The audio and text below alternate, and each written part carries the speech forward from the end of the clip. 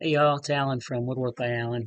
Just did a mug for myself, uh, and it's a 12-ounce mug with a fixed handle on it, so the handle can't be removed.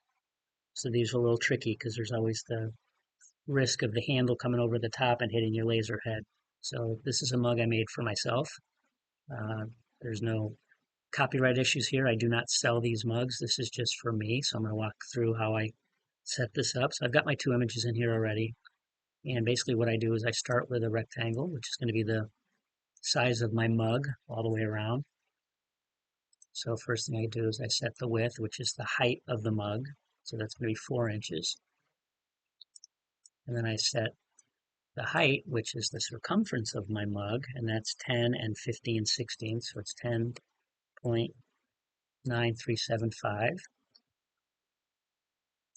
Okay, and then I lock that in. And I have this set.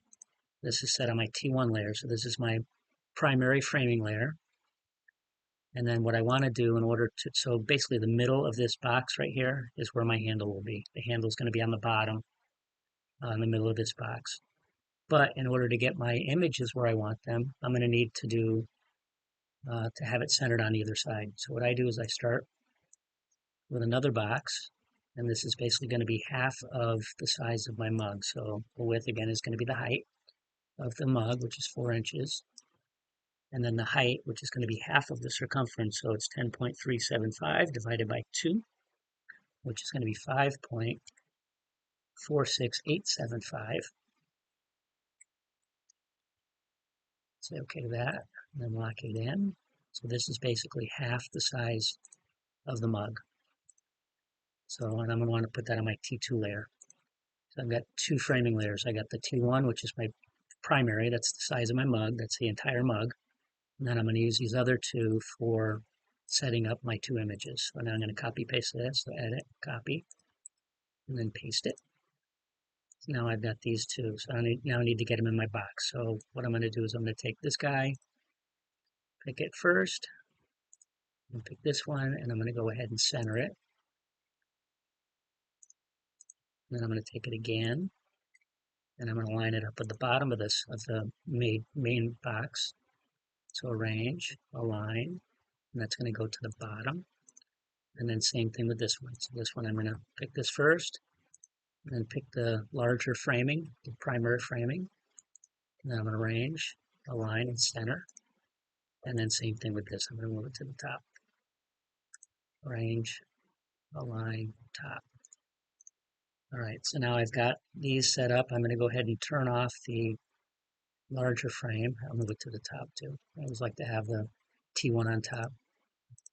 Turn that off. So now to get these centered on either side, I'm just going to pick the image first, and then the smaller box.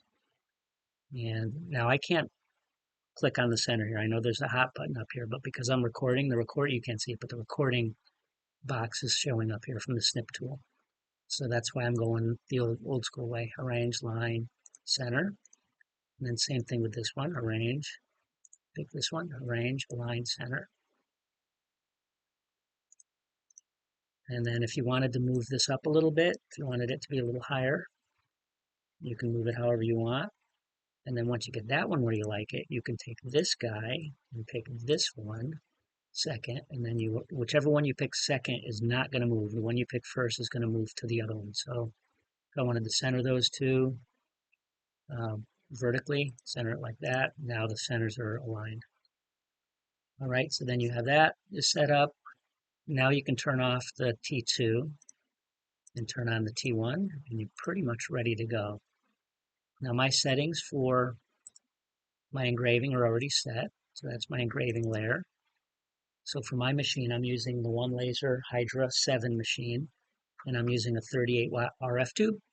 So my speed is 750 millimeters per second, and my power is 85%. So that's how I have it set. I know some people go 5% lower on their max min. I found that mine works best when I just keep it 85 and 85. And I have it set for fill. So that's all set. I can preview it. That's what it's going to look like. And I can watch the way it's going to engrave. That looks great. So I'm pretty much ready to send this to the machine. Now, one warning, one word of caution, because this frame layer is the entire size of your mug. This line is where your handle is.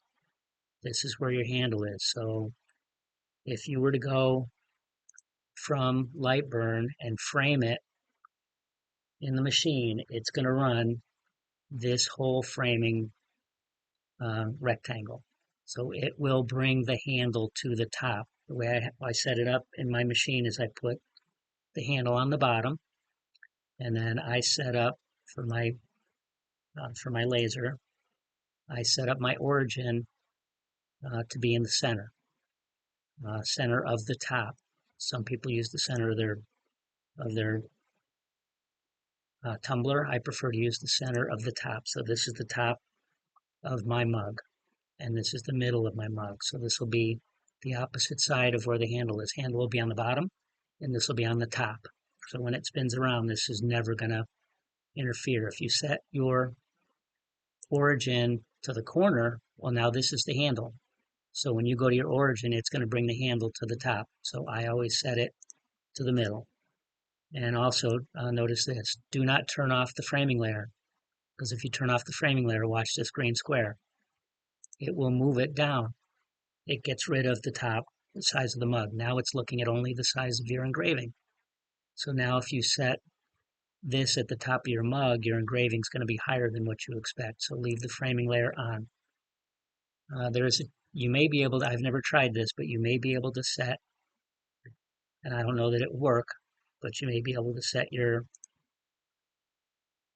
job origin to the middle, and that might work. But for me, I prefer to leave my framing layer on. And then when you send this to Lightburn, you send it from Lightburn to your machine, and you frame it in the machine. It's only going to frame the engraving. At least that's how it works in my one laser machine. It's only going to frame the engraving. So it's going to come out here, it's going to frame this guy, and then it's going to frame this guy. It's not going to do the entire T1 area. All right, so I hope that helps. And again, send it. What I do when I send it is I move the laser head out this way. I set my origin out here, then I frame it just to make sure I have everything right. I do have a second video that y'all can watch that does show me running the mug, so you might want to check that out. But I thought I should do something just in Lightburn. So I hope this helps you. And if you're getting any value from my videos, please don't forget to like, share, and subscribe. And until the next video, laser on, dudes.